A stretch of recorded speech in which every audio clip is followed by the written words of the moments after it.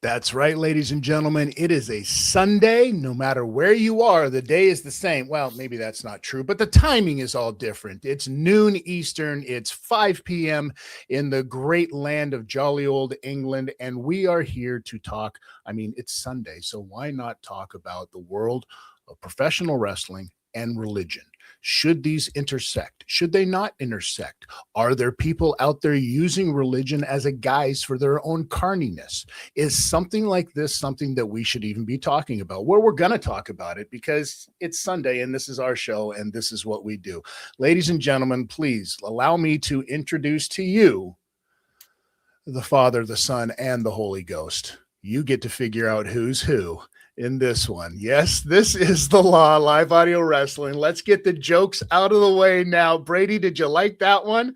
Was that solid or what? That was fantastic. I just left service, and God would be proud of you, young man. Well, I mean, at least somebody wouldn't. God knows my only father wouldn't. Anyways, Steve Swift, how are you doing today? Speaking of my daddy.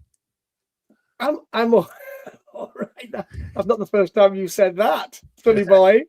I'm rocking Dusty Pink, and that's not the name of a wrestler. Oh, that's very nice, Brady. Very nice. Did I not get the memo? No. Oh. Yeah. Show me the pink, dude. Well, I got it all. I got all the pink last night. Anyways, bend over. Show me the pink. I don't know if you guys know this or not. For the children. Yeah, it's for the kids. For the children, ladies and gentlemen. We're starting this off hot. Okay, so listen, this is kind of a weird topic, and we are a threesome today. Shout out to Black Pudding, who could not make it to the show. He had an emergency come up, and we will miss him dearly, but expect him back next week, of course.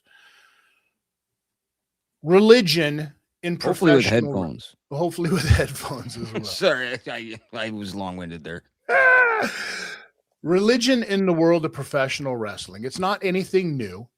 There is a whole lot of crossover stuff, I guess you could say, between the worlds intersecting, certain worlds of religion, because I'm not a very religious person. To give you a very quick background, you can go check out my other channel, the Tid Talks channel over on YouTube, and you can see where I kind of mapped out a big, long life story up to a certain point over a series of different episodes, I guess you could say. And one of the first ones was 4 years old. I was a member of a ministry / cult.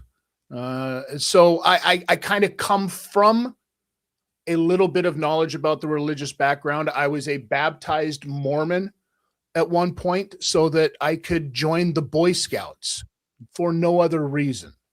I feel that you cannot know any... Oh, Steve, I see the look on your face. It's wild stories. I feel like, you can't talk about a topic well enough unless you know something about it. And there's a lot of people, especially in this space of YouTube and podcasts and stuff like that, that don't know shit about fuck all. Okay. And this is one of those things. Dude, come on. The first 10 minutes, monetization. It was 5 minutes. It was 5 minutes. I looked it up. Okay. And we're at 5:58, Brady. All right. But this is the reality of it, right? And I feel like this panel right here is a fantastic cross pattern of what we have and how we all feel about the world of professional wrestling and how we feel about religion. Should they, first and foremost, intersect? Let's start off. Brady, you are probably the most religious person on this panel. How is it that you and you've been in and around the world of professional wrestling plus the world of professional acting? Yeah. Is there any difference between the three? Yes. Explain yourself. Morals and guidelines of how to live your life. There's morals and guidelines of how to work in those other fields, but there's morals and guidelines of how to actually live your life in religion, depending on what religion you're. So when you say religion, that's a broad scope, right? Yeah, that's a broad brush. When you're painting that could have everything from something believing in a Christianity to obviously Muslim and Islamic belief systems to Hindu to Buddhist belief systems, because Buddhist isn't really a religion, but Luciferian. They consider Luciferian, devil worship and witchcraft now is one of the fastest growing religions amongst Western women.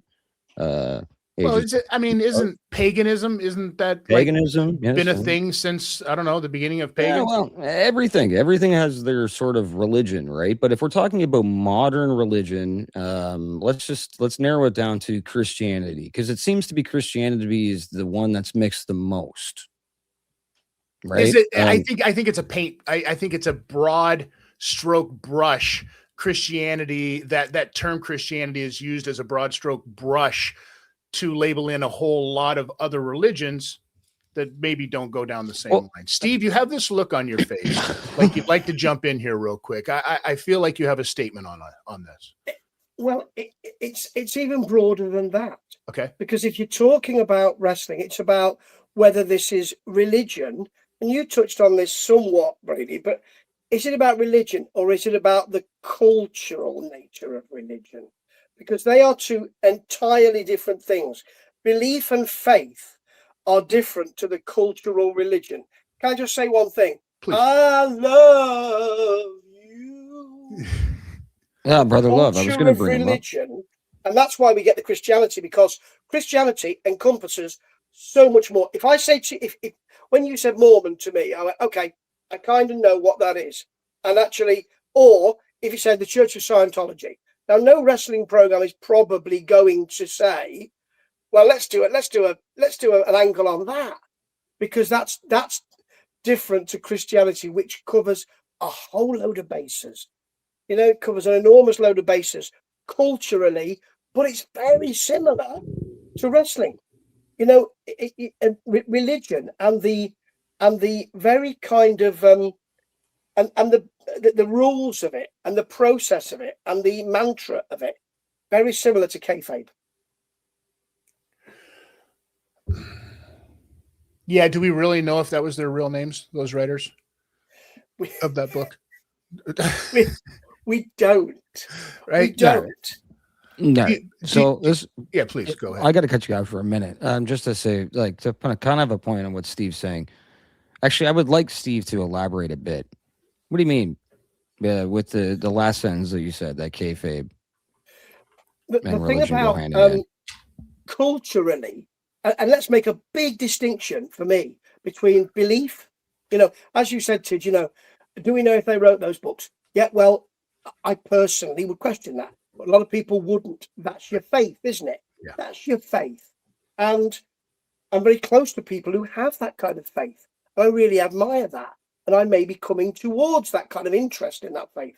But I've never really had it. And my interest is, like the business of boxing, is in the culture of this and the culture of the church and Christianity and the rules around that. And when you stand up and when you sit down, on what you say, and you end with amen. And you've got certain things to read.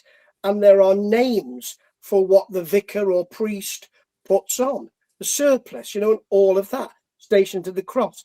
It is all very kind of, you can't know this. I do the service. It's performative, and I stand at the front and I do that. And you know the names of these, but you don't really know what it is. That's kayfabe, in my view. Okay, well, then thanks for elaborating on it. Now I kind of understand where your point of view is at. Tid, let's go back to the original question that you asked. Okay. So we don't steer, because we'll go into these conversations and not only put our personal belief systems in it, so that we can base where our opinions lay in professional wrestling with some of these angles and things. But what's the original question asked? It's should religion and professional wrestling be mixed together? Correct. Okay. No. Okay. Do you think that it's because it's exploitive of people's faith and beliefs? Look, is it a personal choice for you? If it's an angle, it doesn't make any sense. Like HBK and God versus Vince and Shane, or whatever that angle was years ago. Come on, like that. We don't want that. We don't want Muhammad Hassan. And although they didn't say it was a religious thing, they were playing against doing all that, and that was thrown out right away because UPN or whoever was distributing at the time, KTLA or whatever it was, threw them off their channel, right? So you don't mix the storylines. And then going into it on the outside, we could bring up a couple scenarios where religion, the person that does interviews outside of kayfabe, like you guys are saying, talks about how religion changed their life or made their life better, like the Steve Bordens of the world. Okay. Like those kind of stories, I think yes, because that's not really mixing it into the business. It's mixing it into the personal story of the person that's in the business. There's a separation there. And I think that's great stuff. And tell the word of Jesus, or tell the word of Muhammad, or like whatever you believe in. Do it. Allah, do it. Buddha, do it. Proud of you if it changes your life and makes your family better. Great. Everyone believes in that. Whether you don't even believe in religion and you're an atheist, if something makes you and your family better and contribute more to the economy and society and communion or your community, then obviously that's a good thing. We want to support that. So yes, in personal stories, yes. In wrestling, no. Outside of that, what I've seen recently, and we'll get into that later in the show, is people using religion to capitalize money.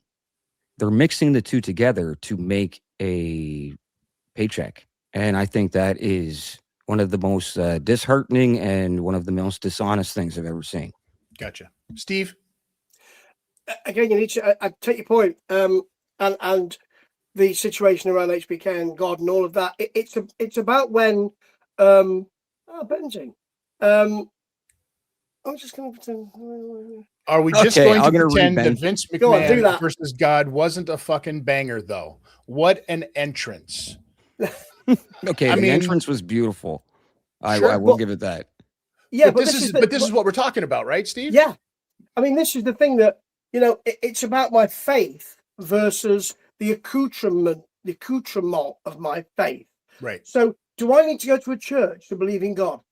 Some do and some don't. So let's divorce faith from the trappings of religion. And I'm not saying that the trappings of religion are a bad thing. Some people love going to church and they love the absolute cleansing nature of those call and response, all of that. This happens an awful lot in religions. But I think it's probably understandable if wrestling organizations take the mickey out of or comment on the trappings of that. How do you feel about that, Brady? You're more religious than me. Is it, if I say to you, I'm not fiddling about with your belief, but it's the stuff around your belief that I can probably have a little go at? Okay, so first of all, the term more religious or he's religious, and this isn't me taking offense to it, and I'm not trying to make corrections, but I don't really classify myself as a religious person. I think when you say that and you take that title from my perspective and what I believe in, that's borderline saying I'm a missionary. I don't push my and I know one of my duties in my belief system is to tell the word and spread the word. And I do that when trust is there and I can have an honest and great conversation with somebody I know that's not looking at it like me pushing something on them. Like my belief system with religion right now, specifically in the world, the Western world that I live in Canada, and I think this reflects in North America and a few other places in Western Europe, is even where you live, Steve, is patriarchy is slowly dying without lacks of any sort of religion or moral ground and belief system. I think the world is running amok right now. I think it always has, and I think there's times when that happens, but I do believe we're getting close to Sodom and Gomorrah. Right? Like if we're okay, but these texts doesn't matter where they come from, what they are, whatever can kind of give you the guideline. That's so when I look at it, and the correction is, it's not that I'm a religious person. I just have faith. I believe in the gospel, and I can't really describe it. It's something that's like, it's like why I'm attracted to women or why I love certain foods outside of my taste buds. Like maybe it's an endorphin thing. I don't know. But when I think about Jesus or I think about the story of Jesus, New Testament specifically, makes me feel good. And I can get guidelines for it of how to live my life. So that's how I take religion. And I take your point that the belief system, and this feeds into certain wrestling organizations as well, that the belief system that's taken over is capitalism. And that, you know, and that will be a love of money and a love of and mammon. So, you know, that will be that, you know, and people say money is the root of all evil. Say that. It says the love of money is the root of all evil. So, you know, that's a different Steve, matter entirely. But I'm a degenerate gambler, and I can't tell you how many times I see fucking 666. It could be 16,606. It could be $6, 600, or 66 cents. Like I cannot stop seeing it, and that's something that reflects into the Bible. I don't believe that that's the mark of the beast, but like I said, these things reflect it, and gambling is obviously something that even Moses thought was evil. I'm of the belief that if you look at a 6 the right way, it just looks like a number with a fat ass. I'm okay with it.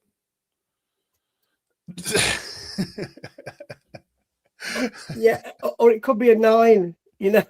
Well, So, that just means I mean, no in German. So, and a no is a yes. But all these texts, as much as they could have good in them, all have some really Sure. ridiculous stuff. Like the Old Testament is barbaric. It's ruthless. It doesn't make any sense. It contradicts the New Testament. Also, we're reading books that have been manipulated by people over thousands of years. What has been taken in, what has been left out, what has been pushed to fill an agenda so that society didn't overthrow the Roman government again. The King James Version Bible that we have currently to this day, you know, speculation that was manipulated so that people thought God's law was mixed with society's law, so that if you broke society's law, like jaywalking, speeding, things like that, you'd feel guilty for it. You know, there's like a MK Ultra kind of element to this thing. And speaking of MK Ultra, I put an episode out. Google Brady Wedham MK Ultra. You'll see that online. Wild plug. There we are. When we talk about professional wrestling, when we talk about gimmicks that have been used in professional wrestling under the guise of religion, I mean, we've even, you know, it's been put to the point where it's gone everything from satire, right, to is this person really that person? You know, for example, our good friend Sin Bodhi, right? Shout out to Sin, shout out to Power Slap, shout out to all the things that he's doing over there. He also runs a company called Freak Show Wrestling. It's a beautiful company, right? And it's everything is complete tongue in cheek, but there's a character on the shows that he does named God, you know, complete with it. And there've been God versus Satan. He's done these types of matches. He's also has a Skeletor guy on there. It's still a beautiful show, but I don't agree with that. Well, this is what I'm getting at. This is the point that I'm asking. You see stuff like this that you clearly you have to be an absolute troglodyte to understand that is a satire. The thing context, happening. The context it's in. Obviously, even Jesus would just sit front row and cheer for that and ask for God's autograph. That's hilarious. That's the funniest fucking thing I've ever heard in my life. It's fantastic. But then we have another side of it, and I'm going to get to this, Steve, because I know this is something that you want to talk about. You have another side of it where you have real people inside of the world of professional wrestling who may or may not have let their religious foundation and beliefs, not faith, but beliefs, bleed out into a wrestling character like Kevin Sullivan, for example. Right? Yeah. You can't have one without the other. I mean, you can't have God without the devil. You need, and it feeds back to your moral basis. And I suspect, Brady, that you're if you are offended, and I'm sure you're not, but if you had any kind of offense, it would be about the moral basis of this, perhaps. And you do need God with the devil, because in my view, in cultural religion, and let's make a disparity between cultural religion and faith. Cultural religion, with people telling you what to believe and what to do morally, then you have to have the devil there. You have to, because if somebody could say, well, what's the point? I'll do that if I want. I'll fornicate if I like. I will. I'll do all that. I'll steal. What's the downside? And Kevin Sullivan went there, and Yeah, he was did. probably one of the first, certainly on that scale, to go there. I mean, he mixed up all sorts of things. He ran with it after starting with it. He ran with it, but that's the kind of, please don't fiddle with that. But that's the cultural nature of it. It's not faith. It's cultural. It's cultural demonism. It's horror. It's Ouija boards. Don't touch an Ouija board if you're a college co-ed, because you're about to get a dagger in your back. It's Alice Cooper. That kind of stuff. It's Alice Cooper. It's Ozzy Osbourne. That's all I wanted to say. I'll let you keep going, but that's the same thing. Like, look at this is done in a work. This is a gimmick. I get it. Even the God thing. I don't think there's this place for it nowadays, but I understand why it's there. I think the demon aspect and the Luciferian aspect is a lot more intriguing from a booking standpoint and selling tickets than having God not show up at the show. So can I ask you then? Sorry. I need to just ask you then. Did the WWF, as it was then, do a service for us, checking back culturally when Brother Love arrived? Because, we knew culturally that people were being taken for a lot of money because of their belief system and because of their faith. So did he do a service to religion? That's the Righteous Gemstones character. Right. And I love that show. And that's based in a Christianity, but in an evangelistic nature. And it's taken the piss out of it. And I think that's exactly what should be done when things get taken to an extreme on all sides, from terrorism to manipulation to make money. And I think that's what this all goes back to, guys. And not to get too deep, because, the audience that is still here, we've gone deep enough. Let's talk about some actual scenarios inside of professional wrestling where this has been taken advantage of and turned into a friggin' money-making venture, whether it's to sell books, sell memberships, t-shirts, whatever it is. Well, and that's what I wanted to get at, because you have people, and a lot of people, after they get out of the world of professional wrestling, right, will kind of demonize their life inside of professional wrestling, but then use that to capitalize monetarily under the guise of, I'm doing it in the name of God now. Right. And we see how that can kind of backfire. We've seen most famously how it backfired with Ted Jr. and Sr. Ted had his own ministry going on, and where they got busted and bilked for, welfare frauds that actually, if I'm not mistaken, went way beyond the spectrum of even professional wrestling. There was NFL football players were involved with this whole thing. It was a wild, wild time, but we must say, as a caveat, that all charges were dropped against Junior, but the trail that got them there, this is what I'm saying. This is what I'm saying. Under the guise of religion that got them to this point.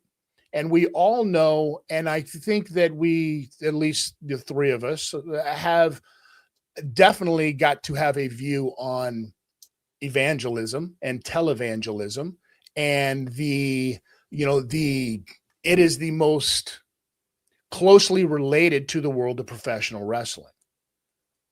At the end of the day, it's all snake oil sales. Is it not? If you're doing this for the sake of like, hey, first things first, I'm going to need to pass around this plate, right? And you're going to need to put money into this thing in one way, shape, or form. But professional wrestling has gone and taken it one step further where they create characters, right, to play these parts, basically exposing it for what it is. Well, talking about Ted DiBiase, Sr., I was actually, so in 2005, 2006-ish, he was on a book tour. He was a Hall of Famer, doing a couple backstage segments every now and then. You'd see him pop up. He came to a church called Forward Baptist in Ontario, and I was at that church. I was a frequent member of that church for at the time, and I went there with my ex, and we did kind of a one-on-one thing with him, and then a group thing with him, and then I realized about halfway through it, Ted DiBiase is kind of an asshole, because just from the way that he was. Everything didn't really seem like it was about talking about the Lord. It was talking about how he was an asshole most of his life, and then he found God, and it really, the story went for another 45 minutes about why we should buy his book, because it would change our life. And at the end of this thing, he was calling out people in the crowd to get them to stand up, and then he was like talking about like he just no boundaries, right? None at all. Very aggressive with his sales pitch. And at the end, when everyone was going to shake his hand, he was charging people money for pictures and signing the book that they just purchased off of him. So he had his whole merch table set up where you hang your jackets. He was doing the whole pro wrestling gimmick thing at a very nice, beautiful church that's still there to this day, Forward Baptist. So see, that's the difference to me, because on the other side of that spectrum right there is we have, there is a promoter here in Ontario, Steve, who runs a promotion, he is a pastor, preacher, whatever the title is, his kayfabe title, whatever that is, and they run outside of his church, right? But at no time, and shout out to Sean Gibson and Barry Wrestling, at no time have, over the years of me knowing Sean, and this goes back a lot of years, I was there for the inception, the company that was running before it even became Barry Wrestling. I was there from the opening days. At no time has there ever been this like, hey, you should join our congregation. Hey, I'm going to use this as a marketing tool for this other thing. I think that's where I kind of draw, for myself anyways, where I draw the line.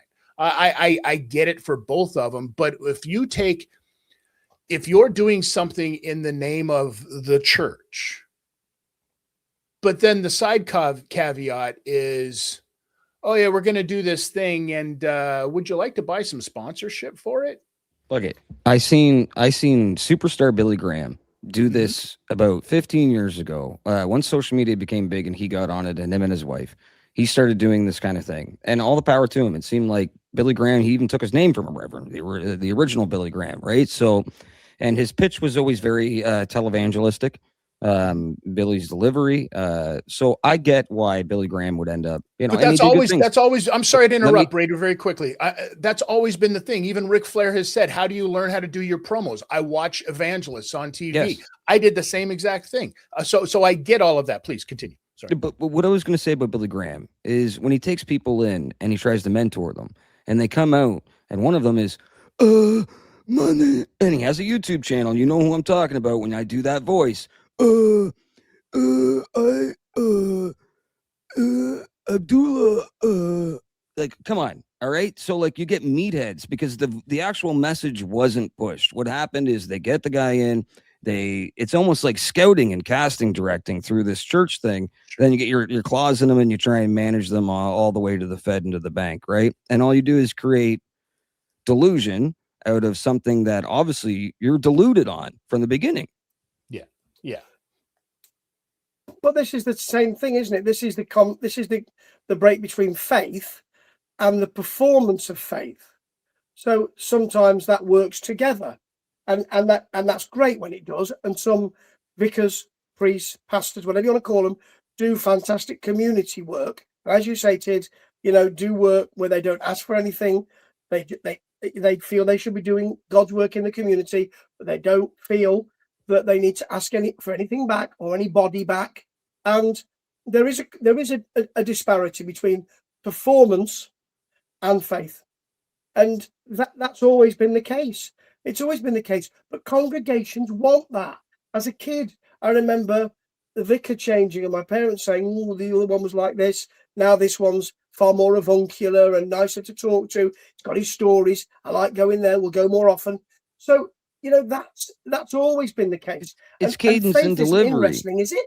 It's cadence, delivery, and charisma, right? And those things go hand in hand. And you need both of those things to be good at those jobs. So yes, they reflect each other. But let's go and even throw something like Tony Robbins, who has nothing to do with religion, but what he does is very religious. If you look at how religions kind of base life morals and do things like that, it's a modern day belief system, right? And at Tony Robbins, it's the same thing. You need charisma, you need cadence, you need delivery. So, if we start breaking down all of these different kind of art forms and different ways of motivating people, because in wrestling, you're motivating people to buy a fucking ticket. That's what you're doing. Yeah. Buy a membership to the WWE or whatever, however they sell this shit now, is to buy the stuff. It's to motivate you to buy things, right? And it sucks when you see that religion, like when you do the donation plate to an honest church, right? Or you donate money to an honest nonprofit or an honest charity out there or an honest thing that you think they're going to use the money, and they do use the money the way that it should be used. That's not really, they're not encouraging you because they're profiting. They're encouraging you because they need that to keep the whole thing going, right? There's a machine here. There's an ecosystem that needs to go so that this could spread the message of whatever they're trying to do or whatever community work they're trying to do. And wrestling mixed with religion is just about selling more fucking tickets and more passes and more t-shirts and more memberships. And it's unfortunate. Yeah, it's a performance. Brady, I know that inside of your life, you have consulted and you have spoken with a number of people who deal with nonprofits and that whole genre, that whole world. Is that kind of like where you have to draw the line, knowing what some of these churches, knowing what some of these ministries are doing out there under the guise of professional? Let me get this right. Professional wrestling was a place that took me away for X amount of years, and it was a gross, dark, gross place of my life. But then I came back and I found God, but I'm going to use all of the tools that I learned in professional wrestling to try to get money out of you in this new business venture of mine. So under the name of nonprofit. I can give you the easiest, and this isn't always mathematically correct, but most times it is. If you want to see an honest charity, an honest charity or an honest nonprofit or an honest whatever community service, look at the parking lot. Okay. Do you know what that means? Look at the vehicles for the staff. Oh, I was going to say the bigger the parking lot usually means that the more cars that they have to fit in there, which means that they're just, playing the numbers game. Look at the vehicles. The vehicles will dictate if that's doing honest work or not. Wasn't there a Southern Baptist preacher who parked his fucking Bentley or something like that inside of the church? There's one who parked. So that same, I won't even name them because I don't want libelous issues in Canada with religion. There's a lot of them. But these evangelistic psychos in the States who take this and do it for profit, they'll drive their Bentley right into the hangar where their private jet is and fly to the next church to give the speech. And they can justify it because they have to get there, and God would want them to eat a $10,000 lobster dinner with their group. Shut up. So what's the next step? What's the obviously over the course of time, professional wrestling has drawn from religion, right? Because it's an easy, humans are gullible. Humans are very gullible and will, for the longest time, people thought that professional wrestling was a real fucking thing, right? So obviously people also are very faith driven. Well, I'd say a lot more people seem to be lately more faith driven than belief driven. And maybe that is where something needs to be a little bit different in the world. Because I think that, and I'm saying this because my beliefs on how I live my life have nothing to do with any faith in some kind of almighty. And you know what? You're actually, I don't know if that's a luxury, but let's just call it a luxury for the sake of your statement. Good. My father, before he passed, he went to church every now and then, but he kept a household of patriarchy. And when I grew up, while our family was together anyway, it broke, but society, I feel like, broke. So, but what he felt like was that he was in nature when he was out in the bush and out in the field. He was a farmer and a hunter and a trapper and fisher. That's when he felt like he was most in tune with God. He didn't have to go to church. He felt like he wasn't, but it wasn't in touch with the God. It was in touch with just whatever this is, and he felt secure. And I think that's what you need. And it kind of kept him morally grounded. So because I take your point about morals, why do so many wrestlers, because I was an actor for many years, and you don't see this in actors. I mean, actors don't generally retire. They're not forced to. But the ones who do, you don't see them suddenly saying to me, Steve, I know we work together and I am now. I have a full belief in God and I want to talk to you. I don't get that. So why do so many wrestlers do that? Is it the perceived lack of morals? Is it the way everything works? I mean, there is a perceived lack of morals in wrestlers because it's based on carny and circus and actors. And I don't have that moral issue in any way, shape or form. I never did when I was acting. So I don't know why so many wrestlers, I mean, I'm not talking about people who do it for cash. I'm talking about people who actually believe and actually turn to God and a belief system. Well, I don't know why there are so many wrestlers who do it. I think that's the two. I think that's the two differences. I think that's the two differences right there, Steve, because I think that there's people that are raised through a system and it's kind of ingrained in them. But then I think that there's people that hit the bottom and they've seen over the course of time that through stories that we see on social media and everywhere else, I hit rock bottom. I had no place else to look. I looked up to God and there he was with his hand out to help me out, blah, blah, blah. Right. I think that is kind of an easy pick for a lot of fucking people. And so that's what they do. That happens every day. But it seems like these ones that are saying it and preaching it and using it to turn it around and get, to use it as a testimony to get people to sign up to whatever the fuck they're selling.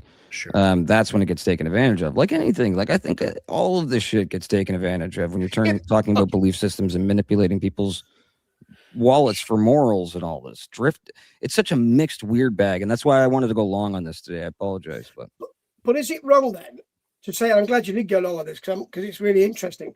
Is it wrong then to say if you're a famous wrestler who has not retired but is about to retire maybe and has turned to Christ with a certain belief system and for a certain church, and the pastor, priest, vicar, whatever you want to call him, is not on the take and he's saying, I could do with you talking about this because it will bring more eyes on my church and I want to bring more people in, not monetizing it.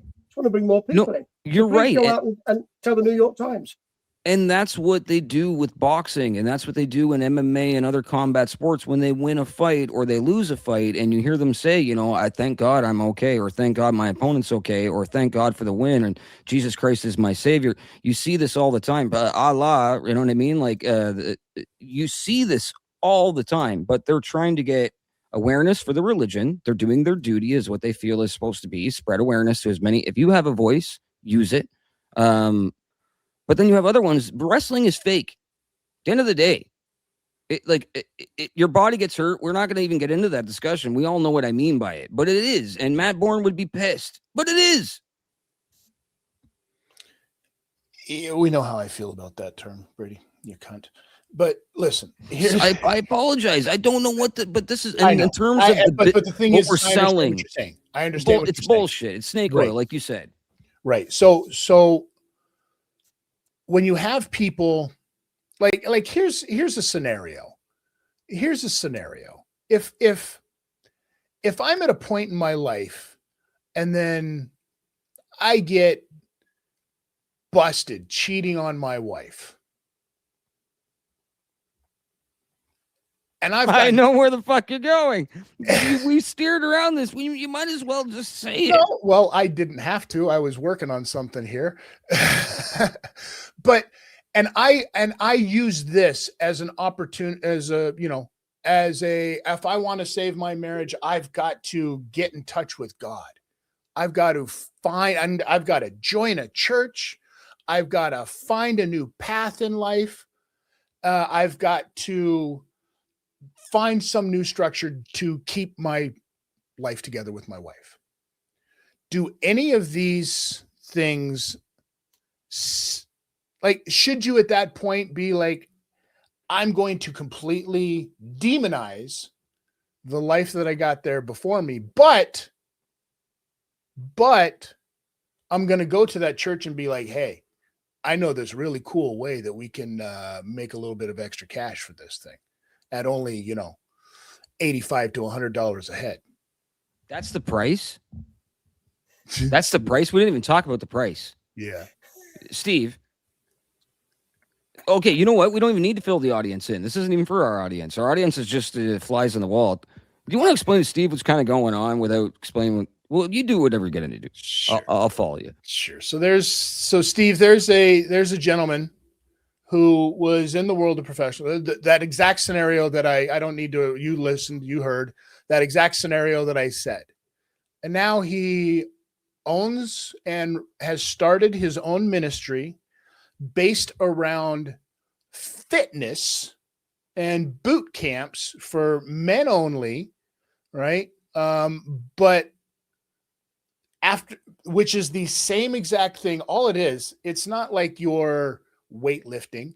You're doing the entrance level cardio workouts that you do at a professional wrestling school. I know this because I taught it.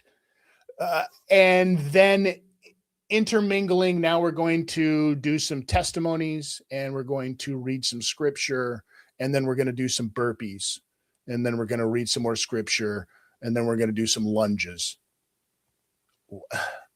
And it's only going to cost you a small pittance of your earnings.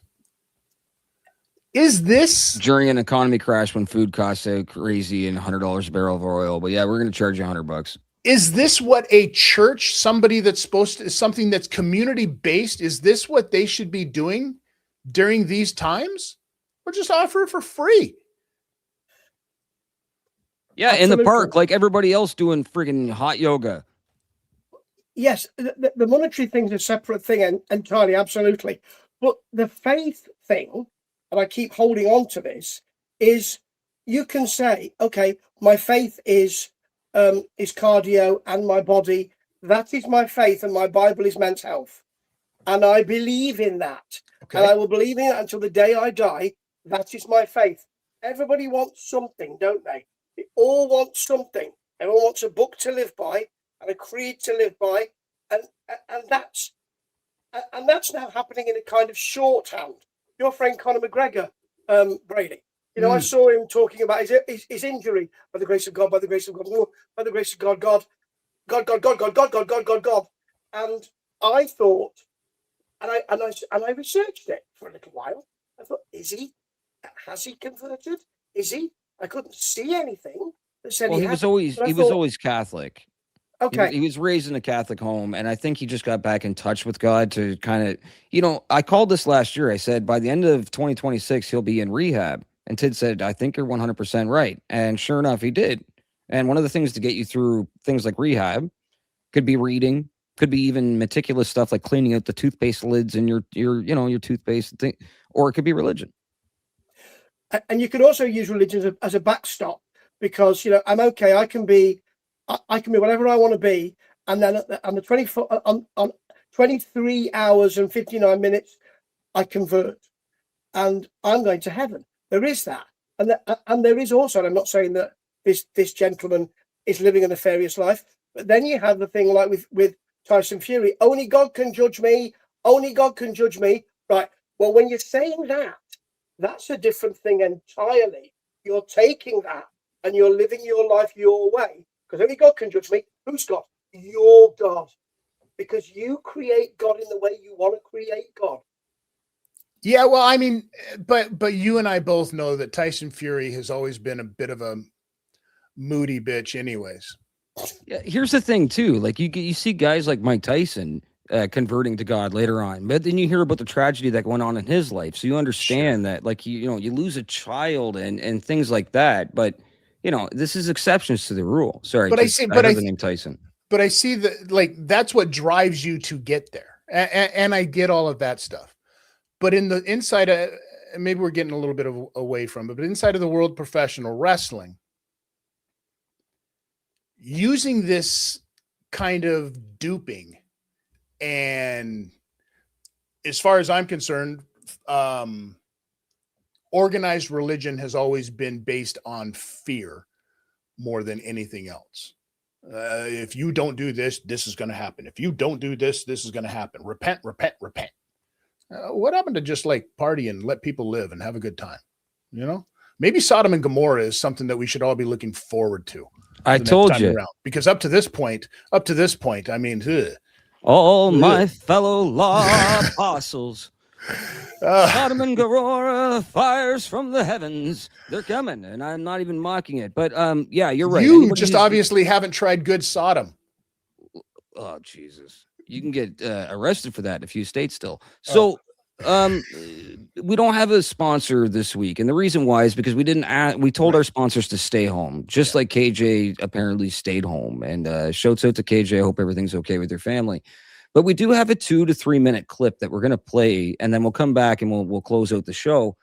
But this is from a former world champion, professional wrestler, one of the most famous professional wrestlers of all time, probably in the top 50, top 100 for sure, depending on who you ask, and had a great career very fast and lived a life where you think that he could have came out of it on a bad end and ended up coming out of it on a very positive end. And Tid was very lucky enough to sit down with one of his favorites. And we get into this discussion with this gentleman. So there's no further ado, audio listeners, this is the legend, the Russian, and Nikita Koloff talking about his mission and its statement. Was there a coming to Jesus moment for you in these early 70s and mid 70s? I was a member of a ministry as well, called Christ is the Answer, out of California, out of San Bernardino, California. And it was one of the ministries that would go around town to town, putting up the tent and preaching the gospel. So when I found out that you had your Koloff for Christ, your ministries, and now this man camp, I'm interested to know, was there a certain incident for you that turned you on to God?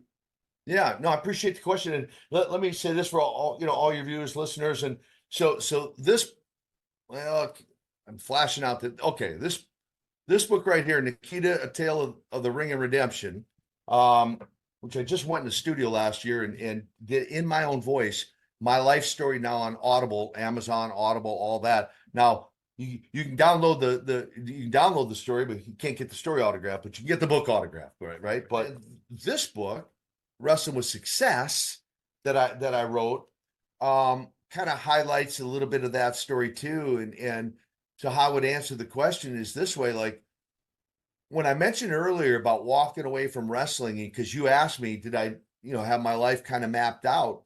Did I know what I was going to do after wrestling? No. If somebody had told me I'd be traveling the globe, you know, as an evangelist and sharing the gospel and the love of Jesus for the last 30 plus years, you know, I would have asked if you were smoking dope, like for real. Like, you know, I had heard the story, you know, obviously Easter and Christmas, and those two events center around the birth and death of Jesus and the resurrection of Jesus. So I knew the story, Chris, but for 34 years, that story never transferred from my head down to my heart.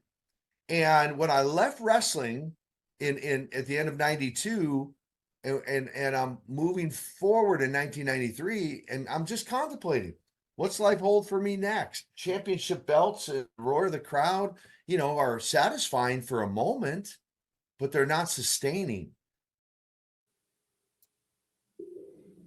So there were some things said there from Nikita Koloff that actually play into a lot of what we just discussed for the past 51 minutes, guys, which is, yes, I do honestly believe that Nikita Koloff's camps and what he's doing, his intent and the context that is honest.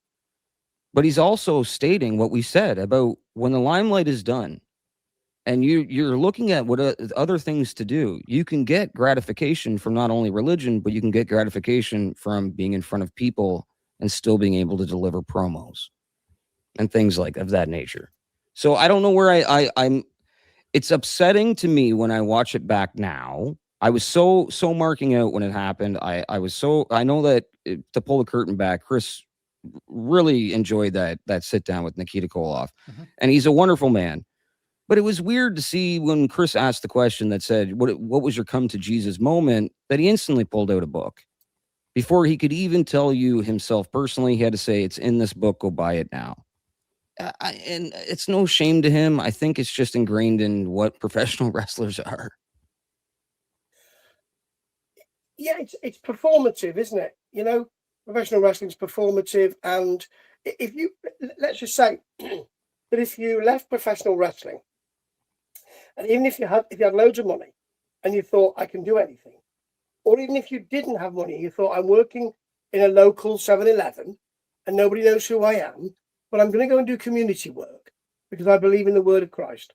And I won't say anything to anybody about that. With my heart, I believe in Christ. And I'm going to do community work, unpaid community work. Isn't that the model? It's the kind of performative standing up in front of you, and as you say, Brady, doing a promo. You know, and when wrestling promotions use religion, it's them saying, okay, pulling the curtain back on this, brother, pulling the curtain back on this religion thing to show you what's there. You know, we've still got kayfabe, or they did in the 80s, but I'm pulling the curtain back to show you that actually it's not really religion, this is business. Steve, you're a beautiful man, and thank you for your opinions on this show. I greatly appreciate it. I actually learned a couple of things here that I didn't even actually think about when talking about these two topics together. Chris, what are your final thoughts on this whole thing? If you want to kind of wrap it up, and we'll let you take the show on out because we got a 4-minute outro. Enjoy the Deadpan Club and Laz the Third. Yeah, well, you know, listen. Anybody who knows me knows my thoughts on organized religion. I would never be in my right mind if I didn't say that, yes, people need faith in their lives. I get that. Everybody needs to have something because we all live in a world where we all feel like we have nothing, right? There needs to be an answer to all of this. A lot of people feel that way. What I don't agree with inside of all of this, and I love professional wrestling. I gave up myself 25, 26 plus years of my life to in-ring service, to professional wrestling. And I get why a lot of these quote, quote, old timers, guys like a Ted DiBiase, guys like a Sting who does, you know, just the public appearances, guys like a Lex Luger, guys like a Nikita Koloff, who I love to death. I get why they feel like that is the next step for them. They've given up so many of their younger formative years to something and they don't know anything else. So only the life of professional wrestling is what they feel how they can conduct their lives in some way or some manner, no matter what it is that they're doing in their lives. And I think that that is kind of indicative of what Nikita is really doing. He's taken his approach and his stories. It's one thing to take your stories of what you learned while being a professional wrestler and using them as a guidance for somebody else to be like, hey, this is what was going on in the world that I lived in. And this is what drove me to get to here. You don't need to do that, brother. I'm here to tell you that there's another way of going about all of this. And I get all of that. That's fantastic. What I don't agree with is people that are completely shunning the learning that they did from the world of professional wrestling, the life that they gave up to professional wrestling, and just looking at professional wrestling and religion as one and the same kind of carny tool where they can milk money from somebody under the guise of their own goodwill. These are people that are out there under their own goodwill because they need to have faith in their lives. They need to have some kind of semblance of being. And you are going out there and saying, hey, I can give that to you at a price. Look at, I've got a PSA to basically for what Ted just said. If you see any ads in your area, I don't care where you live, and you look into these people who are running these camps, I guess is the best way to put it, that come from a professional wrestling background, Google their name, find out if they're predator protectors, find out if they're cucks, find out if they have a background that's not only on social media that you can find, but a 4chan or a Reddit. Look into them, find out before you give them $100, a ludicrous amount of money to go do the same thing you can do with you and your friends in nature and enjoy water, and don't listen to some asshole who couldn't make it in a professional wrestling business say that I made it in the professional wrestling business, but somehow I'm broke and lonely and have nothing, and listen to me talk about God. Fuck off. When it comes to the children, Wu-Tang is for the children. We teach the children. It's two things that we do around here, ladies and gentlemen, right? We speak gospel on a Sunday, but it's under the name of Wu-Tang. It's really what it boils down to. Steve, it's always a pleasure. As usual, we have a Bees of Boxing that we're going to be setting up and coming out because, oh boy, the world of boxing. I mean, listen, I won some ducats. I lost some ducats. I'm really upset with the fact that nobody believed in Tim Tszyu over this weekend, and everybody believed in Anthony Joshua. And look what that almost got y'all. Wow. But we're going to talk about this on the Bees of Boxing, ladies and gentlemen. So if you look forward to that one on this channel, and any of your podcast providers, if you are listening to this on one of those podcast providers after this has been recorded live, then thank you very much. For all of you that are watching this live on YouTube, thank you so much. We do take comments. We do take suggestions. And you know what? In the world of professional wrestling and religion, fuck it, I'll take your money too. You can send some of that stuff over right away if you'd like to. Figure it out. DM me, and I'll send you my bank account info. Not really, but I will. But one thing you're going to have to remember, and on top of all of that, if you don't like what we say here, ladies and gentlemen, it's just a show. It's just a show. Get over yourself. But if I see you in the street and you lip off about something and you try to come at me, you best remember, tuck your chin. Peace. Bam, bam, bam, bam. Who runs it? Who was it? Who runs it? Who does it? Who's frontin'? Bam. Who was it? Who runs it? Who does it?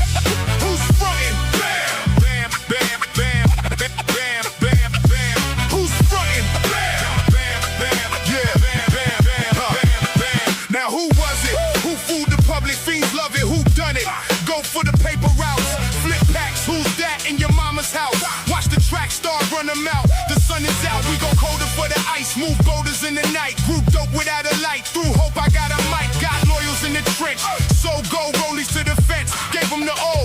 Cold shoulder on the bench. You die so slowly from the debt. They can owe me for the wet, but don't wait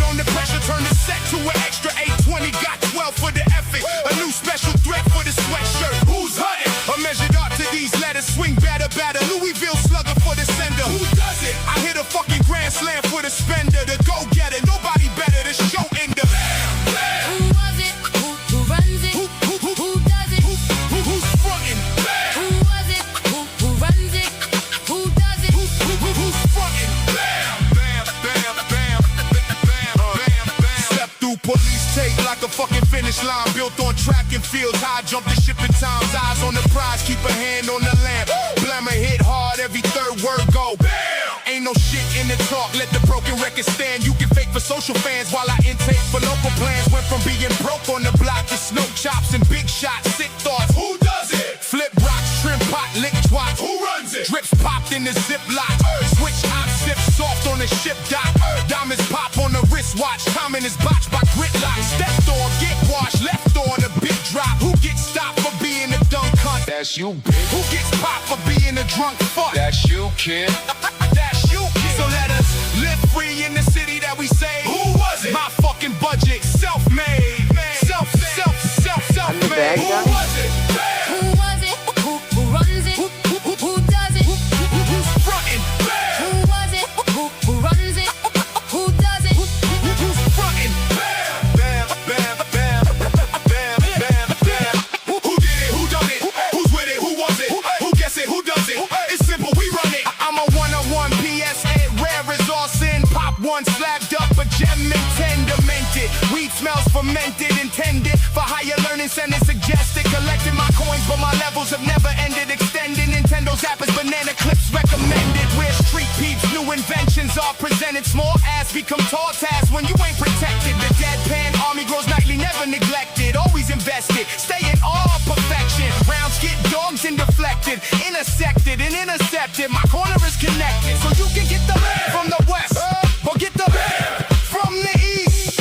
Bam, bam, Bigelow in this motherfucker. Slapped up, bagged up for release. Peace. Who was it? Who runs it? Who does it? Who's frontin'? Who was it? Who runs it? Who does it? Who's frontin'? Bam, bam, bam, bam, bam, bam, bam, bam, bam. That's that blue collar rap. The middle class guys. You know us, we the damn pan club. The damn pan club.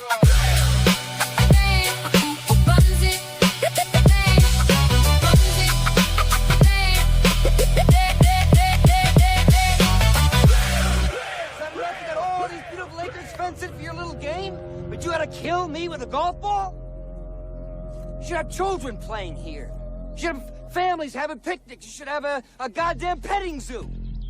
Instead, you got these stupid electric carts for you old men with nothing better to do.